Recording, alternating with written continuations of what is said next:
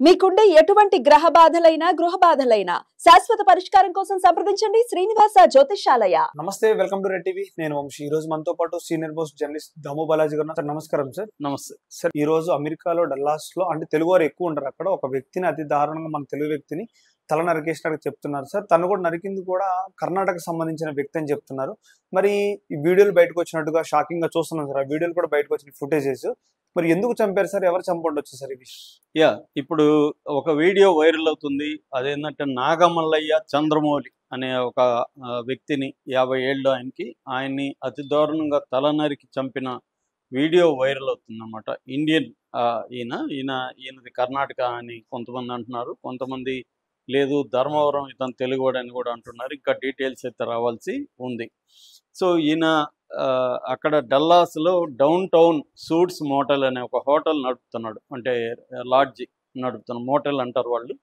So నడుపుతున్నాడు. ఇది గుజరాతీ వాళ్ళ దగ్గర ఆయన రెంట్కి తీసుకున్నాడు అనమాట, లీజుకి తీసుకొని నడుపుతున్నాడు. ఈయన వీళ్ళ కొడుకు 18 ఏళ్ళు, వీళ్ళ భార్య, ముగ్గురు కలిసి ఆ హోటల్ని ఎంప్లాయీస్ని పెట్టుకొని నడుపుతున్నారు.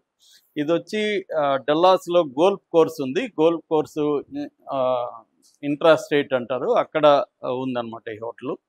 సో ఇదేమైందంటే నిన్న కాదు మొన్న 10th మార్నింగ్ మొత్తం క్లీనింగ్ చేస్తున్నారు, రూమ్స్ అంతా కూడా క్లీనింగ్ చేస్తున్నప్పుడు ఇతను, ఇంకొక అక్కడ పనిచేసే ఒక మహిళ, తర్వాత ఒక క్యూబన్ యోర్డనీస్ కోబాస్ మార్టినోస్ అని క్యూబాకు సంబంధించి అమెరికాలో ఉంటున్న ఒక క్యూబా దేశస్థుడు. సో వీళ్ళు, ఇతనికి 37 ఏళ్ళు, వీళ్ళు ముగ్గురు కలిసి చేస్తున్నప్పుడు రూమ్ నెంబర్ 108లో ఒక వాషింగ్ మిషన్లో ఇతను బట్టలు ఉతుకుతున్నాడు. ఎవరు? ఈ మార్టినెజ్ అనే క్యూబన్ గై. ఇతను ఏమన్నాడంటే నాగమల్లయ్య మహిళకి చెప్పాడు, అమ్మ వాడికి ఇతనికి ఏంటంటే ఈ మార్టినెజ్కి ఇంగ్లీష్ రాదు, ఓన్లీ స్పానిష్ వచ్చు. అంటే కొత్తగా అమెరికా వచ్చాడు, ఇంకా ఇంగ్లీష్ రాదు.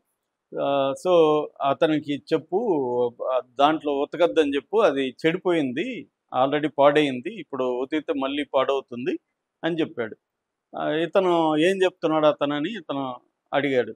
ఈమె దీన్ని ట్రాన్స్లేట్ చేసి అతనికి చెప్పింది. మరి ఈమెమి అతనికి చెప్పిందో అతనికి ఏమర్థమైందో తెలియదు, కానీ అతనికి వీడు నన్ను అవమానకరంగా మాట్లాడుతున్నాడు అనిపించి ఇతను ఏం చేశాడంటే, ఇతనికి మామూలుగా చెప్పానని ఇతను అనుకుంటున్నాడు నాగమల్లయ్య. మామూలుగా అది పోయింది, దాంట్లో వద్దని చెప్పాడు. ఆమె మరి ఆ ట్రాన్స్లేషన్కి అతనికి స్పానిష్లో చెప్పింది. ఆమెకు కూడా స్పానిష్ వచ్చు. సో మరి ఆమె ఏం చెప్పిందో స్పానిష్లో నాగమల్లయ్యకి తెలియదు. అతనికి మాత్రం తీవ్రమైన కోపం వచ్చి బయటికి వెళ్ళిపోయాడు. బయటికి వెళ్ళేసరికి ఇతను కూడా బయటకు వచ్చాడు, ఏం జరుగుతుందని. వస్తే ఇతను వెళ్ళి ఒక పెద్ద కత్తి తీసుకొచ్చాడు. మరి అతను కత్తి అతని దగ్గర పెట్టుకున్నాడా, అది ఎక్కడో నింది తెలియదు. ఆ కత్తి తీసుకొచ్చి ఇంకా ఇతన్ని అటాక్ చేశాడు. ముఖ్యంగా ఈ ప్రాంతంలో పైన నరకడం మొదలుపెట్టాడు. దాంతో ఇతను పరుగులు తీశాడు. ఈమె కంగారు పడి ఆపడానికి ట్రై చేస్తుంది, కుదరలేదు. దాంతో ఆఫీస్ ఉంది, ఆఫీసులోనే వీళ్ళ భార్య కొడుకు కూడా అక్కడే ఉంటారన్నమాట.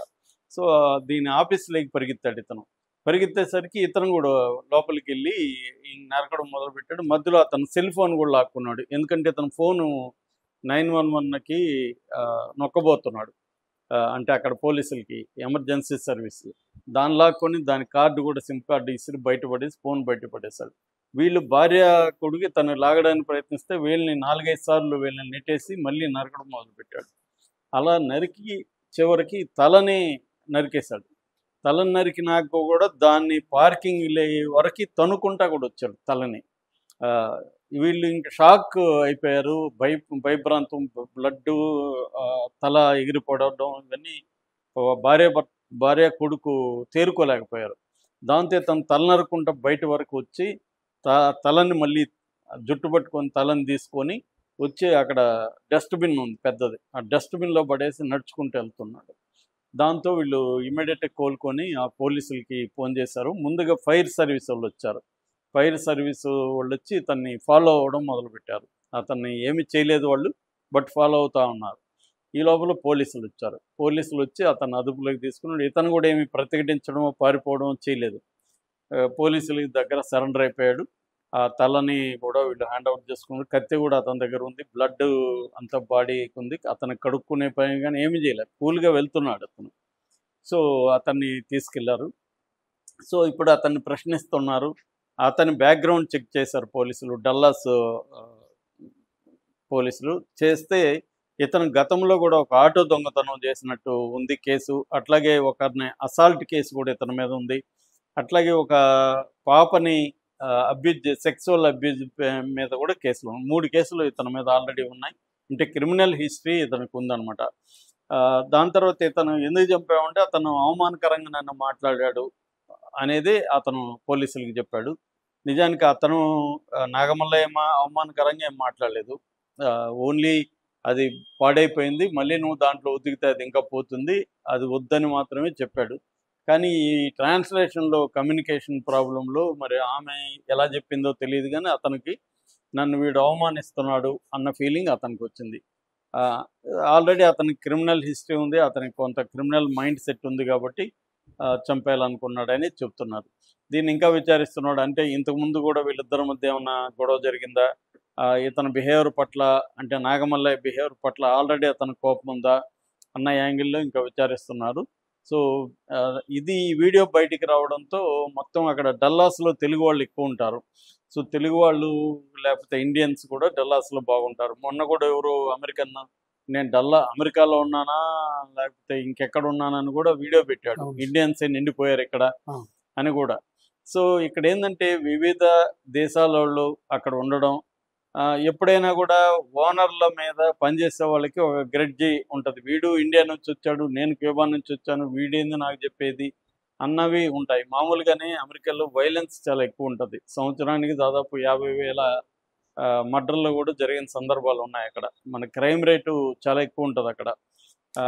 నిన్న కూడా నేను చెప్పాను, గన్తో కాల్చుకొని చనిపోవడమే అక్కడ ఎక్కువ ఉంటుంది. సో ఈ వైలెంట్ బిహేవియర్ అతనికి ఆల్రెడీ ఉంది కాబట్టి ఇతను మాట్లాడిన దాన్ని ఆమె మాట్లాడడంలో, ట్రాన్స్లేట్ చేసి చెప్పడంలో మేజర్గా ప్రాబ్లం జరిగినట్టుగా చెప్తున్నారు. అంతకుముందు కూడా ఏదైనా గ్రెడ్జ్ ఉందా అనేది విచారిస్తున్నారు. కానీ ఇంత దారుణంగా అతను రియాక్ట్ అవుతాడని ఎవరు ఊహించలేదు. ఆ మహిళ కూడా కావాలని, ఆ మహిళ ఏదో బ్యాడ్గా ఇతనికి చెప్పినట్టుగా కూడా ఏమి అనుకోవట్లేదు. కానీ ఆమె చెప్పిన పద్ధతిలో అతను హర్ట్ అయ్యాడు.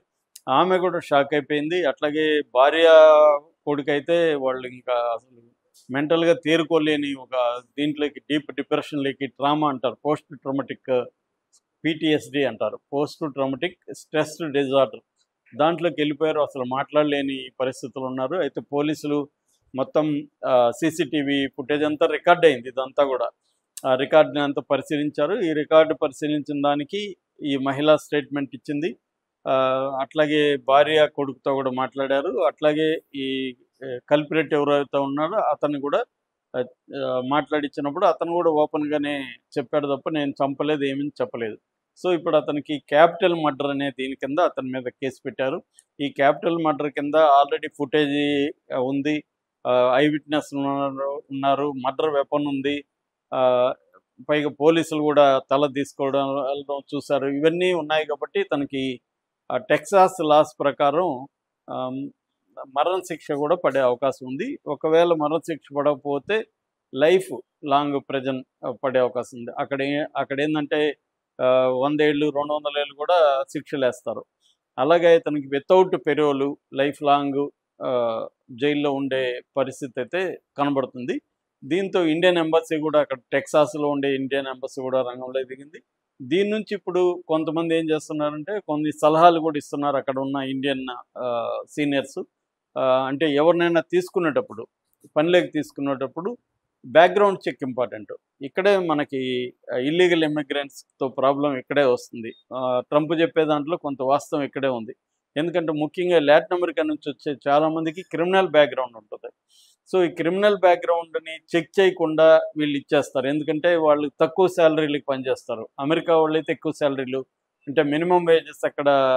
మొన్న కూడా 50 స్టేట్లలో లేబర్ డే అని సెప్టెంబర్ 1న ఉద్యమాలు జరిగాయి. దాంట్లో వన్ ఆఫ్ ద డిమాండ్స్ ఏంటంటే మాకు గంటకి $20-25 ఇవ్వాలనేది డిమాండ్ అనమాట. మామూలుగా మిగతా వాళ్ళు అయితే $4 నుంచి $5 కూడా గంటకి పనిచేస్తారు. వాళ్ళకి పైగా ఇన్సూరెన్స్లు అప్లై చేయాల్సిన అవసరం లేదు. కానీ అక్కడ లోకల్స్ చేయాలంటే వాళ్ళకి మినిమం వేజెస్ పే చేయాలి, ప్లస్ ఇన్సూరెన్స్ మిగతా బెనిఫిట్స్ కూడా ఇవ్వాల్సి ఉంటుంది. అందుకని ఎక్కువగా ఇల్లీగల్ ఇమిగ్రెంట్స్ని ఇలాంటి చోట పనులకు పెట్టుకుంటారు. పనులకు పెట్టుకున్నప్పుడు వాళ్ళ బ్యాక్గ్రౌండ్ చెక్ కరెక్ట్గా చేయకపోవడం అనేది ఇది దీనికి దారి తీస్తుంది. ఇతను క్రిమినల్ హిస్టరీ తెలుసుంటే నాగమల్లయ్య అతను పెట్టుకునేవాడు కాదు క్రిమినల్ హిస్టరీ ఉంది అని. కానీ చెక్ చేయకపోవడం వల్లే పెట్టుకున్నారన్న ఇది కూడా వస్తుంది. అందుకని ఇండియన్స్ అక్కడ వ్యాపారాల్లో ఉన్నా లేకపోతే ఎవరైనా పని మనుషులు కానీ ఇంకోరిని పెట్టుకోవాలన్నా జాగ్రత్తగా ఉండాలి అనేది చెప్తున్నారు. Thank you. Thank you.